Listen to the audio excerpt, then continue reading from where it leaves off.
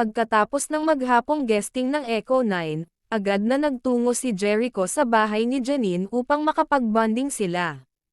Mas gusto ng aktres na sa bahay lang sila, kaya minabuti niyang maghanda ng espesyal na hapunan para sa kasintahan. Ipinagluto niya si Jericho ng paborito nitong pagkain upang ipakita ang kanyang pagmamahal at pag-aalaga. Habang nagluluto si Janine, si Jericho naman ay nakaupo sa kusina, pinagmamasdan ang kasintahan habang abala ito sa pagluluto. Nang matapos ang pagkain, magkasamang nilang inihain ito sa lamesa at sabay na kumain. Masayang nagpalitan ng kwento ang dalawa habang tinatamasa ang masarap na hapunan. Napangiti si Jericho sa effort ni Janine, matapos ang hapunan naupo sila sa sala habang masayang nag-uusap. Natapos ang gabi nila nang magkasamang nanood ng pelikula, at masayang nag-e-enjoy sa isa't isa.